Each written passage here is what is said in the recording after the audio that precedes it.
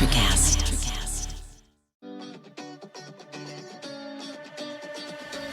Welcome to Her Extraordinary Life by Design, where we celebrate women who are shaping their lives one extraordinary day at a time. I'm your host, Leslie Gaudette, self-care coach for women who are ready to make self-care a priority to support them in life and business. Every week, I'll be speaking with inspiring women from various walks of life who will share their personal journeys and will discover how they have fearlessly carved their own paths as business owners, passionately pursuing their dreams and creating a meaningful impact on their communities. So let's get started. Hello, and welcome to Her Extraordinary Life by Design podcast. I'm your host, Leslie, and today we're talking with Megan Gibson, fondly known by her friends as Megs.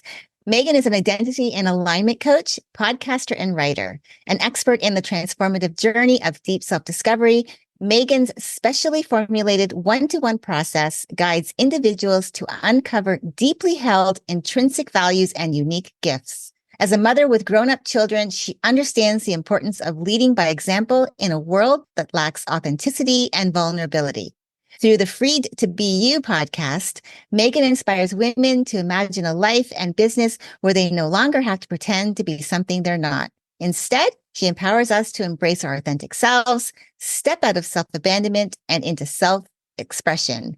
As a speaker, Megan shares profound insights and practical tools for unlocking personal clarity and emphasizes the importance of aligning one's life and business with your values and vision, enabling you to take ownership and create the life you desire.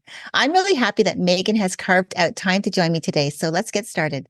Welcome, Megan. I'm excited to have you on the show today. Thank you. It's good to be here.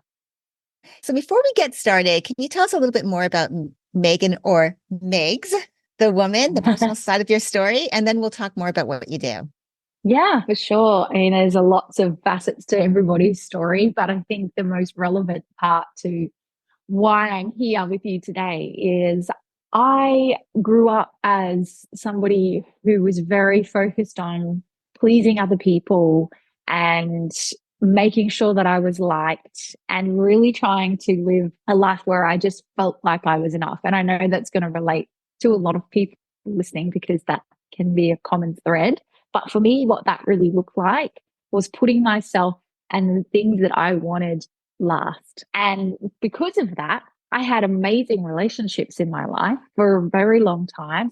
My first relationship of my marriage was 28 years.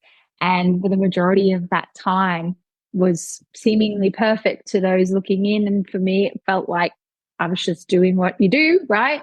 And making sure my family was happy. But eventually that caught up with me.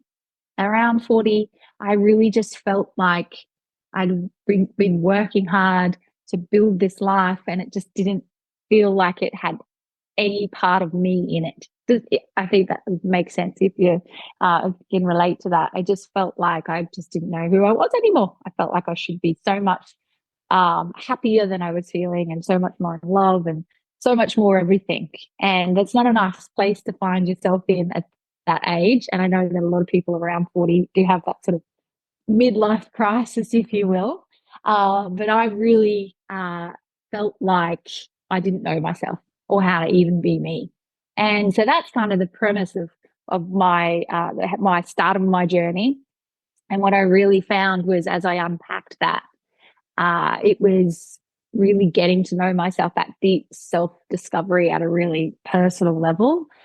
I really realized where I had been just giving so much of my time and my thoughts and my emotions over to those around me, which is fine as long as you're also giving to yourself. And I know that that's a big part of what you talk about.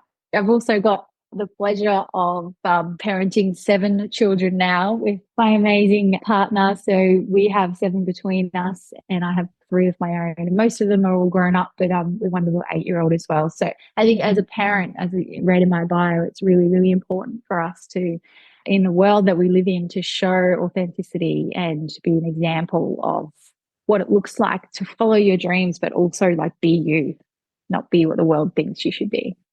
Yeah, I love that. And I love your journey. Again, you've come full circle. It's like having that other life where everyone else comes first. And now you started to see like, okay, in order for me to actually be able to give of myself fully. I had to be able to give back to myself first and to be able to show up as that person. So I really love that about your story. I do want to talk about what you do because I feel you're in this space that's really important. And we share this common vision of wanting to help others to embrace their authentic selves. So tell us about your business and what inspired Freed to be you. So with Free to Be You, it's been a very organic thing. I say that because it never was intended to be anything more than my own journey and me sharing it. But what I found as I started working with others to kind of like, I started in the coaching space, in the branding space, helping people to uncover deep held values so that they could create a personal brand that was authentic. And that was kind of where my first sort of light bulb moments kind of happened, I guess, because I was able to go through that work myself. And out of that came a set of values that surprised me, I suppose, in ways, but also I then felt as a coach that it was important for me to walk my talk and live into those things. And as I started to really be a product of that product, that's where I really started to see it unpack in my personal life in a good, I mean, all of this is good because the truer you can be, the easier life is. Because what happens when we give so much of ourselves away, with whether consciously or unconsciously, subconsciously, is that a lot of resentment builds in the background, which can eat away at your soul, but also into those relationships that are most important to you. So that it's really important for people to have the opportunity to do that.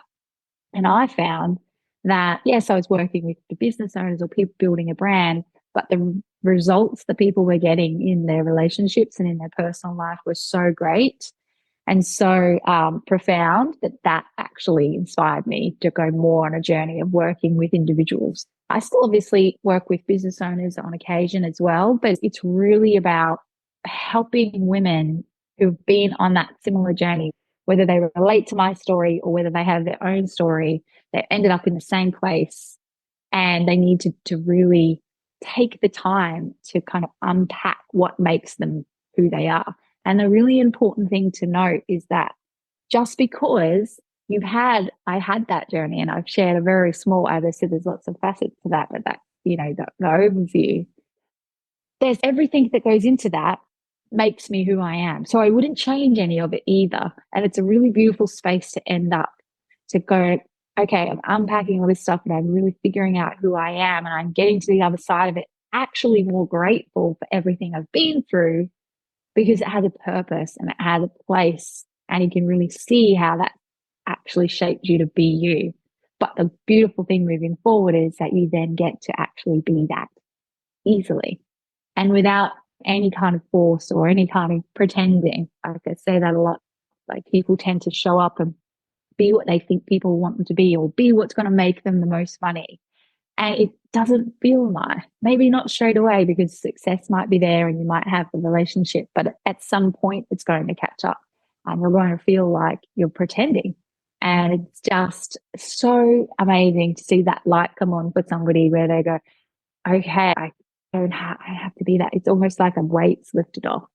And so, yeah, Yeah, that I love process that. is really, really important. Covering those values is that first step, but then learning how to align with those things in all those different areas of your life is where the Yeah, real no, work is. I love that. And I think the values too helps us to find our why, our purpose much more clearly and easier. So that leads me into my next question because you kind of were alluding to that. I know that you focus on guiding the people that you work with through that deep self-discovery so that they can uncover their values and their gifts. But in your experience, what do you think is holding people back the most from knowing their authentic selves? Well, there's the awareness, first of all, there's the part that comes first, right? There's the self-awareness of, oh, I actually aren't being me, because you don't know that at first. There's that wake up and there's that awareness. And the thing that holds us back is fear. Like it's fear. If I'm not that, then what am I? And then how do I, that's all they've ever known how to be. But also when we do go through that deep discovery, it is quite intense. And people have told me things that they've never spoken out loud about themselves. And so there's a lot of trust And there's a lot of compassion and empathy that is needed from my side to be able to provide that space. And I think that's something that I've done from a very young age. I actually started out as a hairdresser. And I know when we all go to the hairdresser, we tell our hairdresser our deepest, darkest things most of the time. And it just seems to be this space where people just naturally open up. And I did that for a very long time. Obviously, I hairdresser for a very long time. I had my own salons, my own businesses, but creating that space for somebody to feel safe is really, really important, because if they don't have that, or they don't feel like there's somewhere they can go to have that conversation and unpack that, they'll just keep living that an authentic life and never actually know what it's like to feel free. Hence why my business is called Free to Be You. Because that freedom that comes along with that is just so worth it. You've really got to step over that fear and open up first and see what's there. And that can be a lot for some people. Yeah, absolutely. And I think too, especially let's talk about the business side of it, right? Because you have that, your personal side of it where telling someone your deepest, darkest secrets, like you were saying, going to the salon or even getting your nails done, you're in that conversation because it's like your guard is down because you're receiving a service that you really want. And you obviously know, like, and trust the person. Usually when I go to a hairstylist, I get to know them. And then all of a sudden I start to trust them. And of course, I'm going to talk about my life with them. Same with if you go and get your nails done or anything like that, or someone you see on a regular basis is usually where you're like, the guard starts coming down. So when it comes to that business aspect, how important is it for them to align their business and their branding with their values and their vision? And what have you seen can happen if they're misaligned? That's such a great question. So in terms of business, what can happen and often happens is that people create a business that is, or they be a certain persona within their business that they feel is going to get them the most result, whether that's money, whether that's, whatever those results are for that business. Most of the time it's money. But what happens is we end up, because we're being a certain way, we're portraying a certain vision and a certain service or whatever it is, what we're putting out is what we attract. We all know that, right? And manifesting it happens without whether we like it or not. So when we're being a certain way, we're going to attract people that like that. And if that's not true, and if that's not authentic, and if that's not aligned with the vision for your business, or you don't have a vision, a lot of people don't really understand or have a vision that they're actually going to be able to create, then you are going to end up with a business that you don't like. It's not really any different to have a relationship, like I was saying before, which is why I was correlated with that. But you are going to be a certain way. You're going to portray a certain service, a certain image, a certain persona in your business will have that persona as well. And if it's not aligned and it's not true to vision, you're not going to go in the right direction. And the interesting thing, I don't know if you've heard that analogy about a plane being like 1% off course and on autopilot, they're going to end up by the time they get to their destination at a very different place, but not even realize that 1% is out. And so it can be a lot further down the road. They've created this, successful business, which appears to be that way, that they just don't actually want anymore or don't like. And that can cause all sorts of problems in people's, personal life as well, obviously, because a lot of us are married to our business in one way, shape, or form, especially if we're passionate about it. So yeah, I hope that answers your question, but that's the main thing. There's so many things that it affects, but that is the main thing that I see quite often. Yeah. Well, it's like you were saying, like aligning it with your life, with your values is really going to help. Like, who are you? What do you stand for? Is going to help you to figure out where you see yourself in the world. And I think that if you don't have that clarity, that's why I think it's great to go to someone like yourself to actually ask, okay, I don't know really who I am. I don't know who that authentic self is. How do I even figure that out? And having someone pull out helping them to uncover what they really stand for, finding their values, really what they are, to help align them with the life that they want to live. And I think that's important to not even just for business, but for your personal life, for both. Because I think if your personal life is lined up a certain way, you want to have the similar values. I would say the same values for your business, because then it's like that. There's that harmony with everything. Yeah. So But there might be one or two that's slightly different for business than personal, but there'll be a set of core values that if they're not aligned anywhere, and if there's any misalignment, you're going to feel that. And it's going to put you off. And one other thing, just on what you were saying there, two really big questions that I find most people, or most women definitely have is, and I know this was the case for me, and that is like you get to this, like I said, your 40s or that sort of midlife where you've got a little bit more time to focus on yourself because your children are older, or perhaps you've been made redundant if you don't have children, you've had a corporate life. There's all sorts of places we find ourselves in at that time where you have that sort of light bulb moment where it's like time to focus on you. And people don't know what they want next. They don't know what they want to do. They don't even know who they are. And so I really help people to answer those two questions. Who am I really? And what do I actually want? Like those are the two big questions that I find people asking themselves. And some people can just not even know where to start to even answer that. Or the answers are very surface level and not actually the real answer, if that makes sense. Yeah, because most of the time when you ask someone who they are, they give you all the labels that they have assigned to themselves or others have assigned to them. And then when you ask them what they want, they immediately can tell you what they don't want, because to actually think about what they do want takes a little bit more intention. And sometimes it can be really hard to even think that it's even possible. So I love that you brought that up. Now, I want to ask you about as a mom, because you always emphasize leading by example. And so as a mom, when it comes to authenticity and vulnerability, how do you recommend parents model this for their children? Well, one of the big mistakes I made early in my life, obviously, was looking like I had it all together. If anyone wanted anything done, you know how they say, if you want something done, ask a busy person. It was kind of more like, if you want something done, ask Megs. Like I was just a yes girl, right? At the expense of myself. And I always was put together well. I was a hairdresser, so I always had good hair. That could be taken lightly over the years. We've all had those hairstyles we regret. But at the time, it was in vibe. I've always just put together. And so people would just assume, and we underestimate how much our children take on, whether that's with awareness that they're doing it or not. Because as I talk to adults, they talk about a lot about their parents. And so this is where that really came through strongly for me when I started working with people closely and they started telling me their story. The parent and child relationship has such a big impact on who we become, because they're our role models, they're our caregivers, they're the people we spend the most time with, they're the people that protect us and guide us, and do you know what I mean? So we are naturally watching them and taking on things from them, values and all sorts of things, because they're our parents. And so as a parent, I found as my children got older and I understood that more at that level as a coach, at that level, became very, very important to me. And what that looks like, to answer your question more fully, is being real.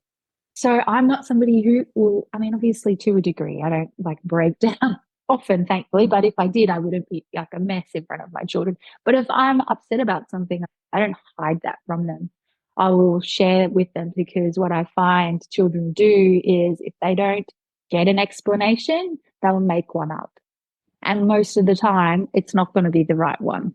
And I know this because I've unpacked it with many people. And they will make up a story about that and they will carry it with them for the rest of their life. My main part of my story came from something that happened with my father at a very young age. So I say this because they're going to decide and put meaning around things that are happening that they're seeing anyway.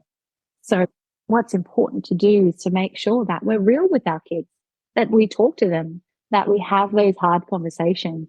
And also it shows them and guides them how to have those conversations themselves, because a lot of people shy away from saying what's really there in their adult lives. They were never guided to do that as children. And that was always hidden from them. Does that make sense?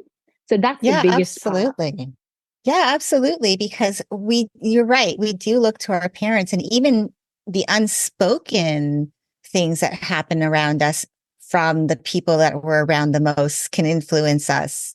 How someone responds to things, how maybe they avoid I don't know if I would say avoid conflict, but maybe they avoid having conversations with people. So you learn to hold things in and learn to hold grudges. You don't know how to actually to have your own voice and speak up and in the moment so that it doesn't fester and become worse and over time and then you find yourself exploding. This is something that I'm seeing in my husband's family. This is one of the things that I've noticed, how him and his siblings, how they interact with each other. And to me, what they're showing is their children. This is how you're supposed to be. This is how you're supposed to act.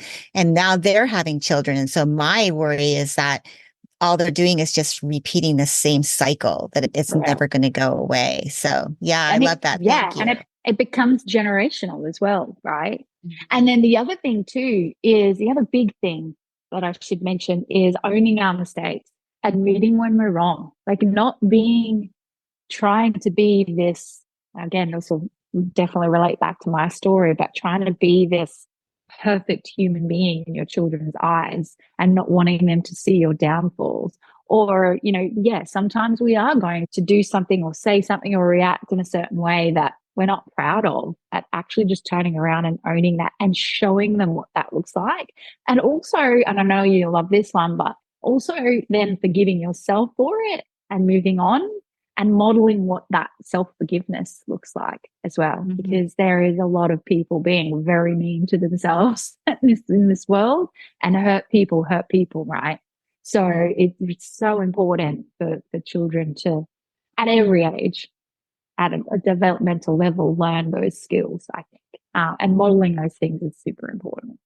Yeah, I love that. So you have gone through your own deep self-discovery and you've learned to now embrace who you are, your authentic self. So what key lessons would you share from your experience? What key lessons? Too many. I think that there's a couple that come to mind. The first one is just to be brave.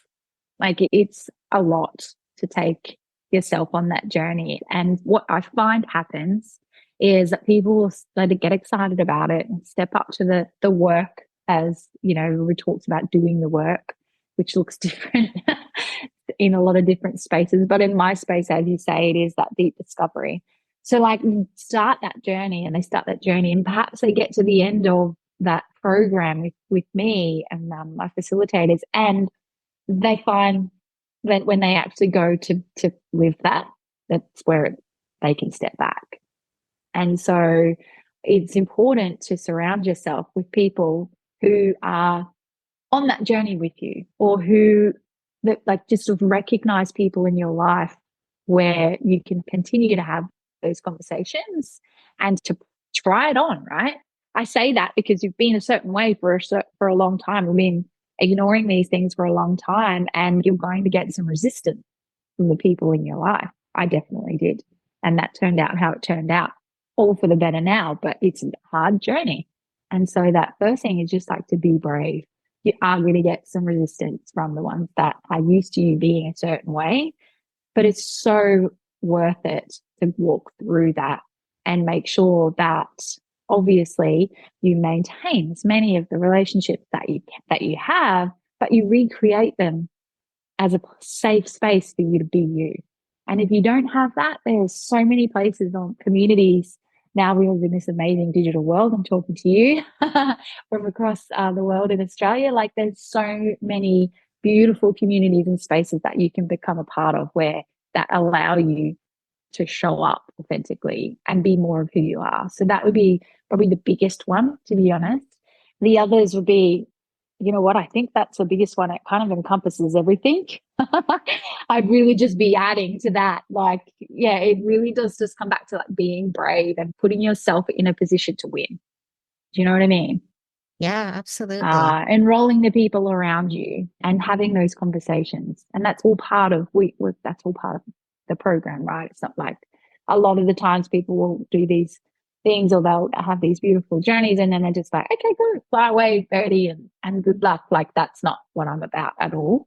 I think it's really important for people to realign all the time and create that alignment, but chaos is going to ensue. That's just part of life.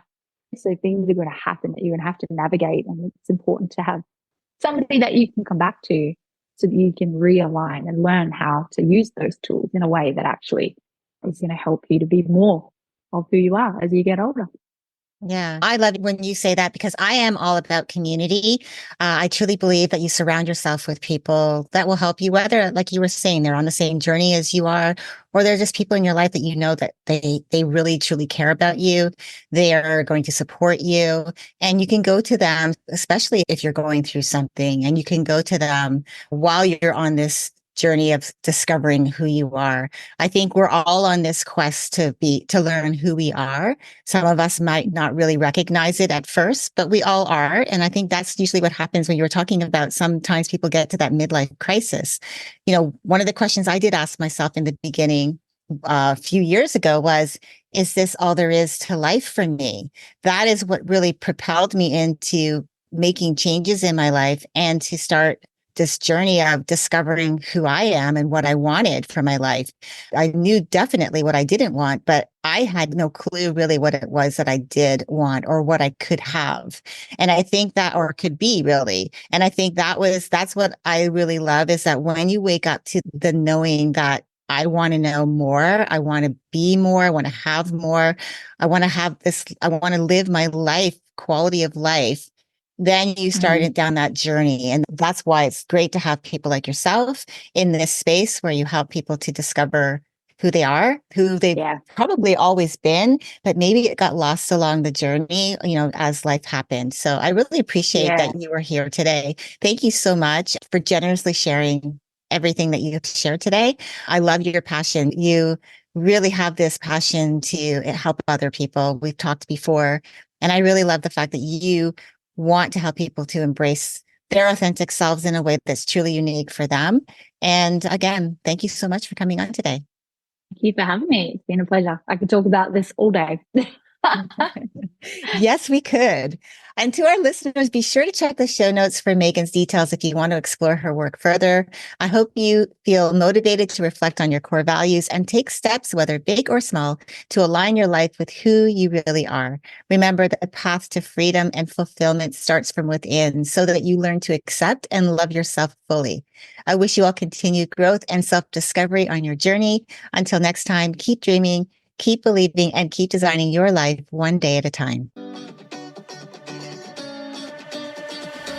Thank you for joining me on Her Extraordinary Life by Design.